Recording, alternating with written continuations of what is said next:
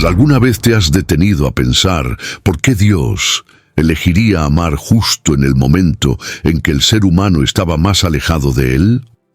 ¿Por qué demostrar amor cuando todo lo que había en nosotros era rebeldía, indiferencia y pecado? El apóstol Pablo, en su carta a los Romanos, capítulo 5, versículo 8, lanza una de las declaraciones más profundas de toda la Escritura. Pero Dios prueba su amor para con nosotros, en que Cristo murió por nosotros siendo aún pecadores. Esta no es solo una frase bonita, es el punto donde la eternidad toca el tiempo, donde el amor más puro enfrenta la corrupción más profunda. Si este amor no dependía de mérito ni de retribución, entonces, ¿qué revela sobre el corazón de Dios? Y más, ¿qué exige esto de nosotros hoy? Si un verso como este tiene el poder de voltear el mundo de cabeza, imagina el impacto de caminar juntos por cada línea de las cartas de Pablo. Si este tipo de contenido tiene sentido para ti, aprovecha ahora y suscríbete.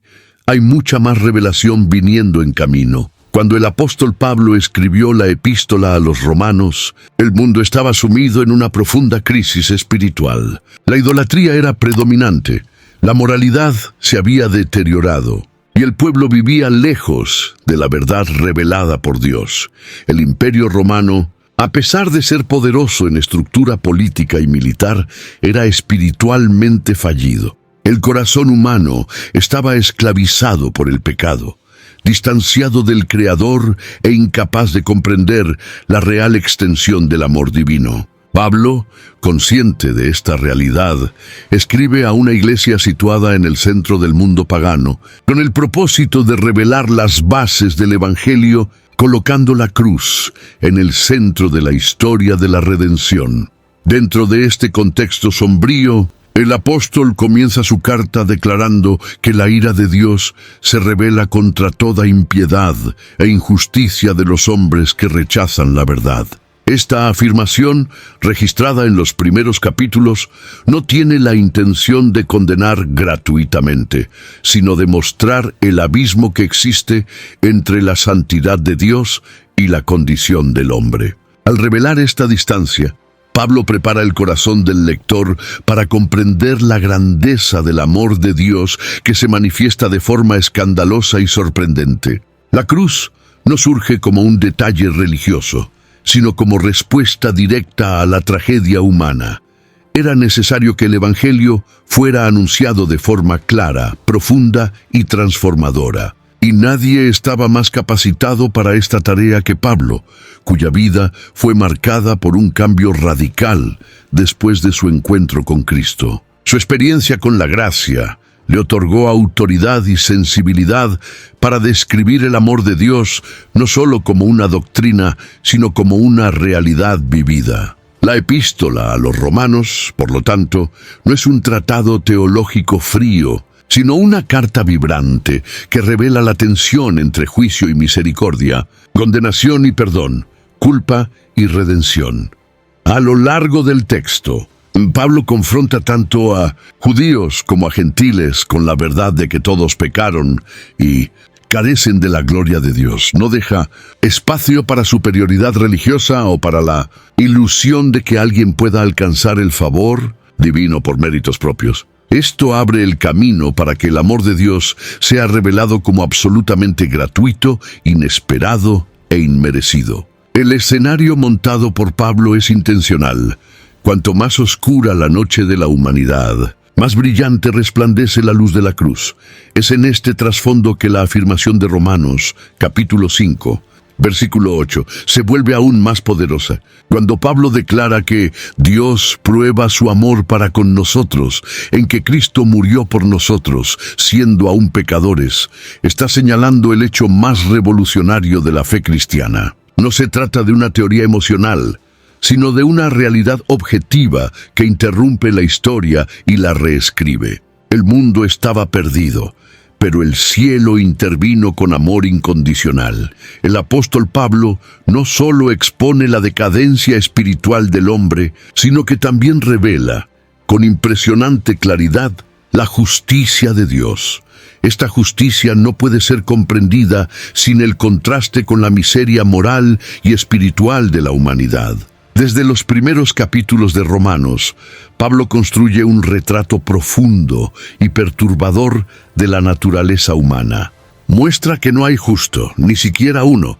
Todos se desviaron, todos se hicieron inútiles, y sus bocas están llenas de maldición y amargura. Esta descripción no es exageración, es diagnóstico. Y ante este retrato, la justicia de Dios se destaca como un faro en medio de la tormenta. La justicia de Dios, según Pablo, no es solo un estándar moral absoluto, sino también una expresión de fidelidad a su propio carácter. Dios no es indiferente al pecado, ni se mueve por sentimentalismo. Su justicia exige satisfacción, y esto coloca a toda la humanidad en posición de reos condenados. Sin embargo, el mismo Dios que juzga es el Dios que ama. Y es en este punto que el mensaje de la cruz se vuelve incomprensible para la lógica humana. El justo muere por el injusto. Aquel que nunca pecó se ofrece por aquellos que viven en rebeldía. Este contraste es esencial para comprender la profundidad del amor de Dios. Pablo no presenta la cruz como un gesto simbólico, sino como un acto legal sustitutivo y definitivo. La justicia de Dios fue satisfecha en Cristo, quien asumió la culpa que no era suya para que los culpables pudieran ser perdonados. Este tipo de justicia no puede ser fabricado por la religión ni alcanzado por la moralidad. Es gracia, es don, es expresión de un amor que no depende de reciprocidad. El apóstol enfatiza que la salvación no viene por obras, sino por la fe en Jesucristo. Esta enseñanza confrontaba tanto el orgullo de los judíos, que confiaban en la ley, como la libertinaje de los gentiles, que vivían sin temor de Dios. Pablo unifica a todos bajo la misma sentencia para anunciar entonces la misma solución: la cruz. El amor de Dios se vuelve aún más profundo cuando se entiende que Él no ignoró la justicia, sino que la satisfizo en su propio Hijo. Cristo no anuló la ley, la cumplió en nuestro lugar.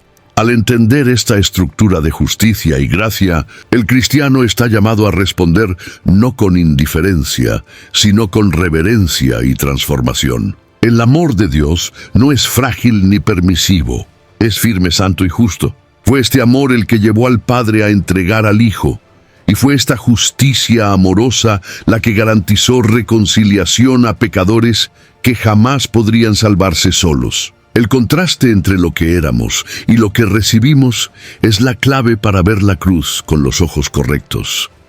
En el corazón de la epístola a los Romanos, el apóstol Pablo revela una verdad que trasciende cualquier entendimiento humano. Cristo murió por nosotros cuando aún éramos pecadores. Esta frase, simple en su estructura, carga un peso espiritual inmensurable. Desarma cualquier intento de mérito humano, pues muestra que el amor de Dios no esperó por arrepentimiento, santificación o cambio de conducta. Él se anticipó a nuestra respuesta. Antes de que hubiera cualquier movimiento nuestro en dirección al cielo, el cielo ya había descendido hasta nosotros. Pablo rompe con esta afirmación toda lógica religiosa basada en el rendimiento. En una sociedad donde el valor está casi siempre ligado al esfuerzo, el Evangelio escandaliza al declarar que la muerte de Cristo fue un acto unilateral de gracia. No fuimos nosotros quienes buscamos a Dios, sino Dios quien nos encontró en medio del caos. Esto revela que el amor de Dios es activo, no pasivo. Él toma la iniciativa incluso ante el rechazo. Y no hay prueba más clara de esto que la cruz, levantada cuando el mundo estaba en su peor condición. Es importante percibir que Pablo no está romantizando la condición humana. Al contrario, usa la palabra pecadores con toda su fuerza. El término no describe solo comportamientos erróneos, sino una naturaleza caída, una vida orientada en contra de Dios. Y es exactamente en este estado que Cristo entrega su vida. Esto significa que el amor de Dios no es respuesta al arrepentimiento, sino su punto de partida. La cruz es el inicio de la restauración, no el resultado final de un proceso humano. El amor que se adelanta es también el amor que transforma. Quien comprende que fue amado sin merecer, comienza a vivir de forma diferente. Pablo sabía que al exponer esta realidad, estaría sembrando en el corazón del lector una semilla de humildad y gratitud. Después de todo, ¿quién puede gloriarse ante un amor tan absoluto? ¿Quién puede usar la religión como instrumento de orgullo, sabiendo que fue alcanzado cuando nada en sí mismo merecía atención divina? Lo que Pablo enseña en este punto es que la cruz es el espejo más fiel de la condición humana y al mismo tiempo la mayor declaración de valor que Dios nos atribuyó. Fuimos amados en nuestro peor momento. Fuimos alcanzados cuando no sabíamos lo que era amor. Y si Dios nos amó así, ¿qué tipo de vida debemos llevar en respuesta a esta gracia? Esta es la pregunta que resuena en el corazón de todo aquel que realmente entiende Romanos capítulo 5, versículo 8. Y antes de continuar, vale abrir un espacio aquí. ¿Qué pensamientos vienen a tu mente cuando lees que Cristo murió por ti en tu peor momento? Deja en los comentarios cómo esta verdad ha impactado tu caminar de fe. A veces, una frase que te ha tocado también puede edificar a quien está al otro lado de la pantalla. El apóstol Pablo no escribió sobre el amor de Dios como quien repite un concepto abstracto. En Romanos capítulo 5, versículo 8, presenta la cruz como una prueba concreta, histórica y definitiva. No se trata de una idea bonita o una emoción divina en algún plano invisible, sino de un hecho. Cristo murió por nosotros. El lenguaje es objetivo, innegociable. El amor de Dios fue demostrado de manera irrefutable, y esta demostración no estaba basada en nuestra bondad, sino en su gracia. Cuando la cruz fue erguida, no había nada en nosotros que la justificara. Y es justamente por eso que se convierte en la mayor evidencia de un amor incondicional. La idea de mérito humano es deshecha completamente por Pablo. El pueblo judío, acostumbrado a la idea de obediencia a la ley como camino para la aceptación divina, tuvo que lidiar con la revelación de que el Mesías había sido entregado por causa de los pecados de la humanidad, no por causa de su justicia. Por otro lado, los gentiles, ajenos a las promesas, descubrieron que la salvación no era un privilegio étnico, sino un don gratuito.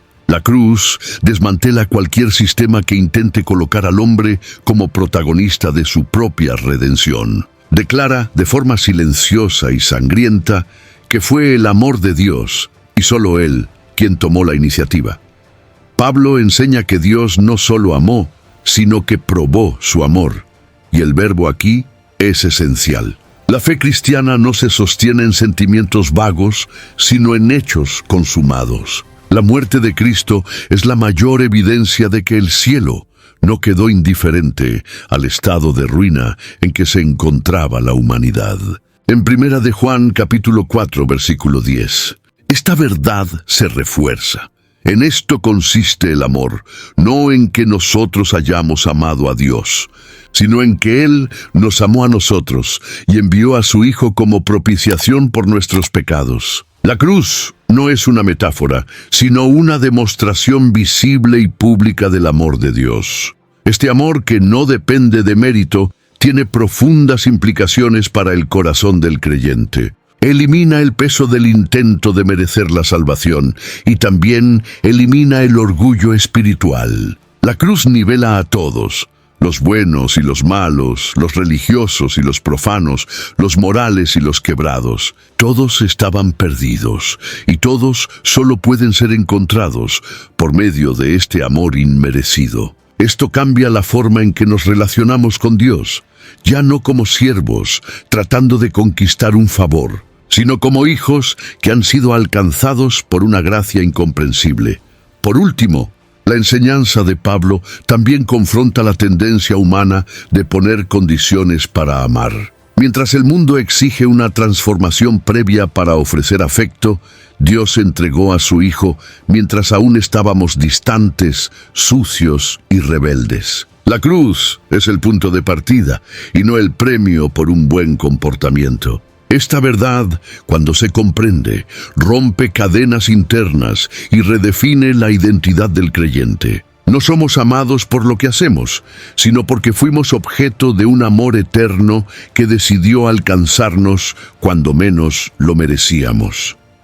En Romanos capítulo 5, versículo 7, justo antes de la afirmación central de que Cristo murió por nosotros siendo aún pecadores, Pablo presenta un contraste que intensifica aún más el impacto de la cruz. Escribe que difícilmente alguien moriría por un justo, pues tal vez por el bueno alguien se atreva a morir.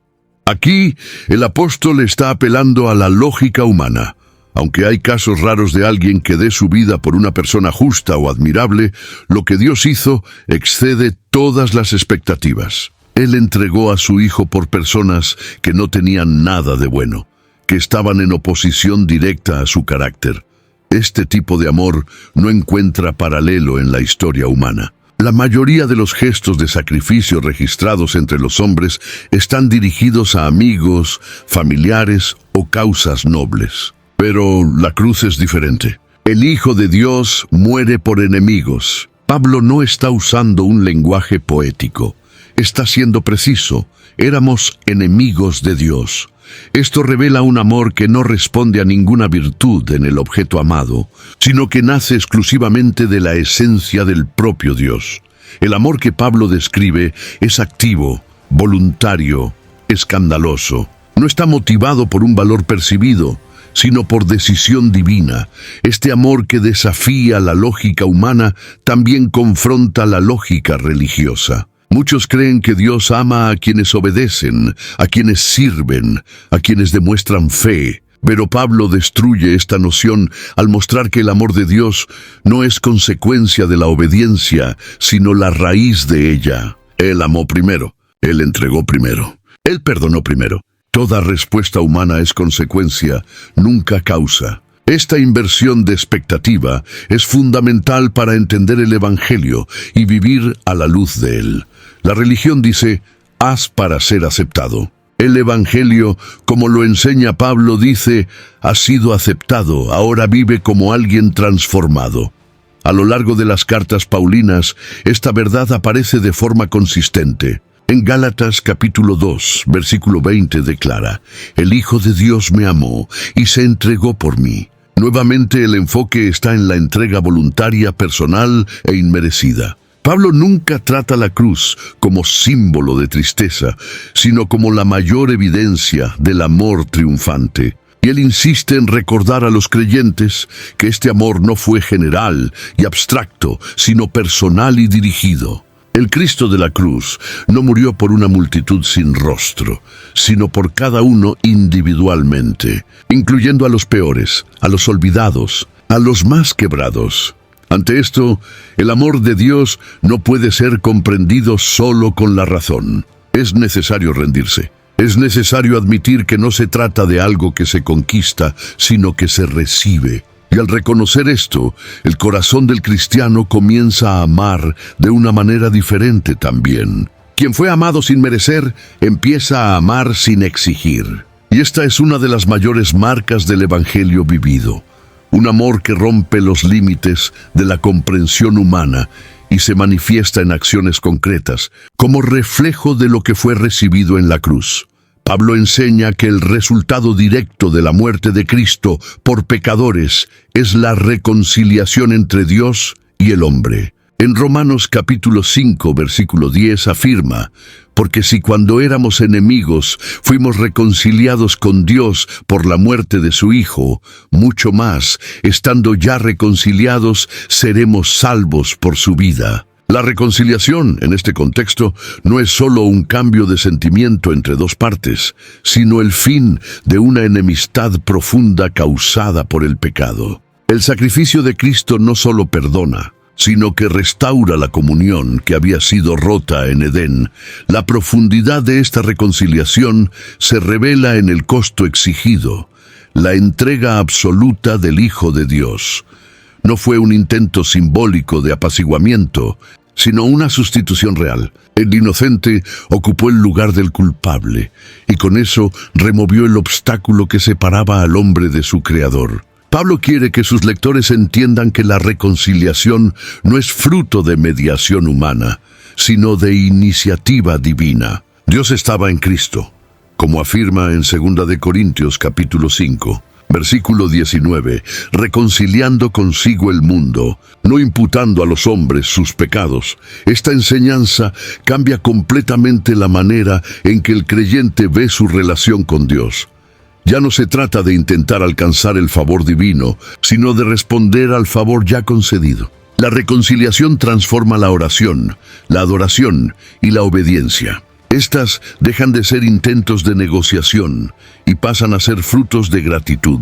Cuando se entiende que la paz con Dios fue comprada con sangre, la fe deja de ser obligación y se convierte en privilegio. No es más el miedo lo que motiva, sino el amor que fue probado. Pablo no está escribiendo a teólogos, sino a cristianos comunes que enfrentaban persecuciones, tentaciones e inseguridades. Y es por eso que insiste tanto en fundamentar su mensaje en el hecho de que la cruz es el sello definitivo de la reconciliación. No hay más condenación para los que están en Cristo, porque la enemistad fue deshecha por completo. Dios no está más distante ni airado. Él está presente, reconciliado y dispuesto a habitar con aquellos que han sido lavados por la sangre del Cordero. Sin embargo, esta reconciliación no es estática. Tiene un propósito: generar nueva vida. No solo hemos sido perdonados, hemos sido reintegrados a una nueva familia, a un nuevo reino, a un nuevo propósito. El Evangelio de Pablo apunta a una fe viva, transformadora, que brota de la certeza de que nada más nos separa de Dios. El velo fue rasgado, el muro cayó, y la reconciliación es el puente construido con clavos y maderas ensangrentadas para que los hijos pródigos pudieran volver a casa sin miedo. A lo largo de la epístola a los romanos, el apóstol Pablo revela que la cruz de Cristo no solo removió la culpa del pecado, sino que inauguró un nuevo tiempo de gracia abundante.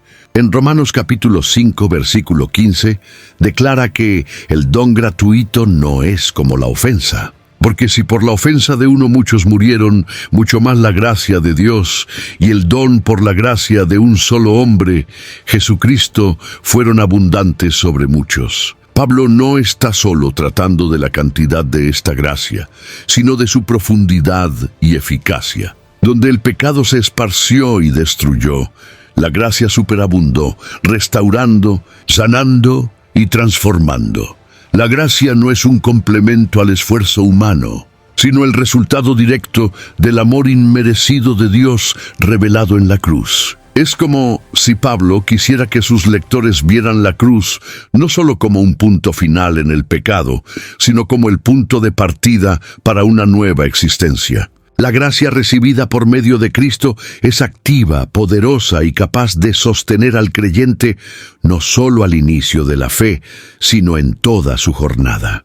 Y no depende de la performance humana. Este es el mensaje más libertador del Evangelio.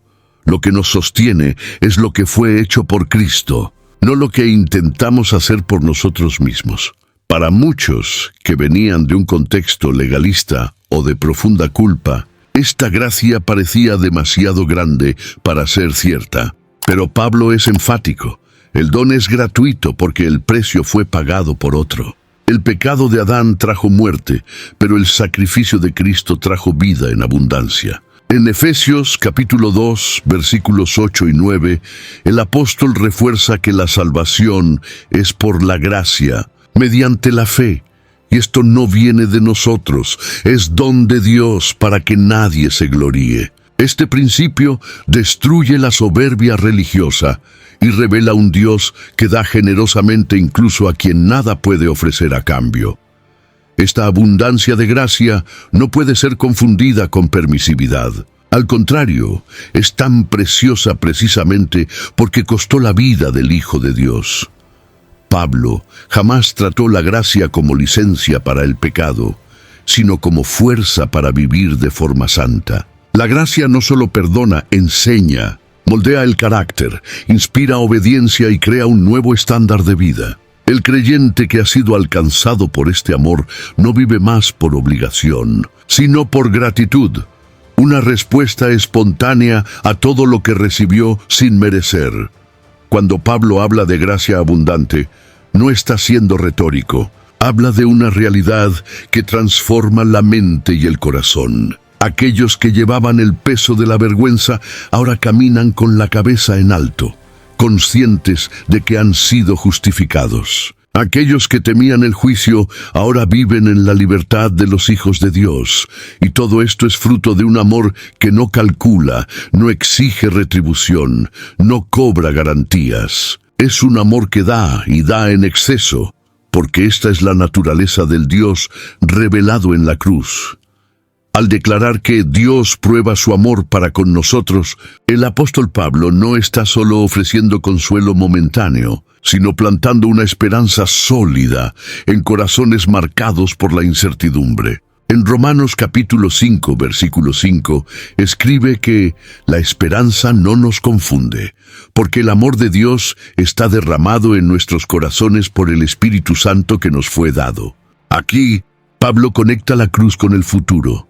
Quien ha visto el amor de Dios revelado en la entrega de Cristo puede tener plena confianza de que no será abandonado en las luchas de la vida.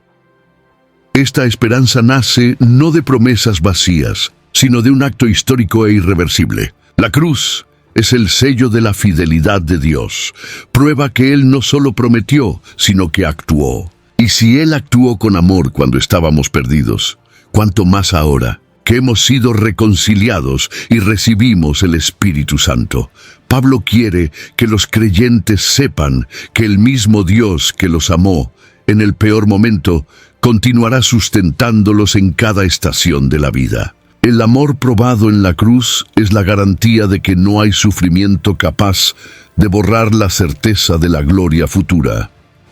Esta esperanza también cambia la forma en que el cristiano enfrenta el dolor. Pablo no oculta las tribulaciones de la vida, sino que las coloca dentro de una perspectiva mayor. Afirma que la tribulación produce perseverancia, la perseverancia produce experiencia, y la experiencia produce esperanza. Y todo esto es posible porque el amor de Dios ya ha sido derramado. Es decir, el fundamento de la esperanza ya está puesto. No es un sentimiento volátil, sino una convicción nacida de lo que Dios ya ha hecho.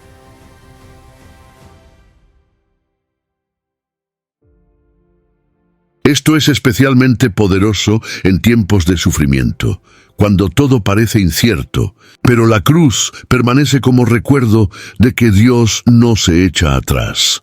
En 2 Corintios capítulo 4, versículo 17, Pablo declara que nuestra leve y momentánea tribulación produce para nosotros un peso eterno de gloria muy excelente. Este contraste entre el presente difícil y el futuro glorioso solo tiene sentido para quien ha tenido los ojos abiertos por la cruz. El amor allí revelado quita el miedo de la condenación, sana heridas emocionales profundas y genera una paz que no depende de las circunstancias. Lo que comenzó con sangre y dolor termina con certeza y gloria. Esta es la esperanza que Pablo ofrece a los creyentes, una esperanza forjada en el Calvario. Más que una emoción pasajera, esta esperanza es un ancla para el alma. Sujeta al cristiano en medio de los vientos contrarios, recordándole que es amado, elegido y guiado por un Dios que ya dio todo. Y si Él ya dio a su Hijo, ¿qué más no hará por aquellos a quienes ama? Esta pregunta, resonada en el corazón de los que creen, alimenta una fe inquebrantable, incluso en las estaciones más oscuras. La cruz prueba el amor, y este amor garantiza que ningún sufrimiento será en vano. Al presentar la profundidad del amor de Dios, el apóstol Pablo no pretendía solo tocar el corazón de los lectores, sino provocar una transformación práctica en sus vidas. El amor probado en la cruz exige una respuesta, no una retribución, pues eso sería imposible, sino una entrega voluntaria. En Romanos capítulo 12, versículo 1 escribe: «Os ruego, Pues hermanos, por la compasión de Dios, que presentéis vuestros cuerpos en sacrificio vivo, santo y agradable a Dios, que es vuestro culto racional. El apóstol está diciendo que el único culto coherente ante tanto amor es una vida entera consagrada a Él. Esta vida en respuesta al amor no está motivada por miedo, sino por comprensión. Pablo sabía que cuando alguien entiende lo que se ha hecho por él en la cruz, no hay forma de seguir viviendo de la misma manera. La gracia que salva también instruye. La cruz que perdona también llama. La fe que justifica también transforma. Vivir a la altura de ese amor significa abandonar los antiguos caminos, romper con la lógica del egoísmo y adoptar una nueva mentalidad moldeada por la misericordia recibida. Pablo no está proponiendo una santidad artificial o basada en reglas externas. Habla de una renovación de mente, una transformación profunda que comienza en el interior. El cristiano que ha sido tocado por la cruz comienza a ver la vida con nuevos ojos. El prójimo se convierte en blanco de compasión. La injusticia se torna intolerable y el pecado se convierte en algo extraño al nuevo corazón. Es un proceso continuo, sostenido por la gracia, pero que exige disposición para andar en novedad de vida. La cruz no solo nos saca de la muerte, nos impulsa hacia una nueva existencia. En Filipenses capítulo 1, versículo 27, Pablo aconseja a los creyentes vivir de modo digno del Evangelio de Cristo. Esta dignidad no proviene de una posición social o de logros personales, sino del reconocimiento de que fuimos comprados a un precio altísimo. Vivir a la altura del amor que nos alcanzó es andar en integridad, amar con sinceridad, servir con humildad y mantener los ojos fijos en Cristo, autor y consumador de la fe. La cruz nos salvó, pero también nos convocó a reflejar el carácter de quien nos salvó. El amor de Dios probado en la cruz no debe ser solo recordado con emoción, sino manifestado en acción. No basta con contemplar este amor. Es preciso encarnarlo en el día a día, en las palabras que decimos, en las decisiones que tomamos, en la forma en que tratamos a los demás. Pablo no quería solo una iglesia emocionada por la cruz, sino una iglesia transformada por ella. Y ese sigue siendo el llamado hoy, que cada vida redimida se convierta en un reflejo vivo del amor que la rescató. Hay verdades que no podemos guardar solo para nosotros. Si este mensaje habló contigo, compártelo con alguien que amas. Tal vez sea exactamente lo que necesitaba escuchar hoy. Y aprovecha para suscribirte al canal. Aquí, cada nueva reflexión es un reencuentro con la esencia del Evangelio.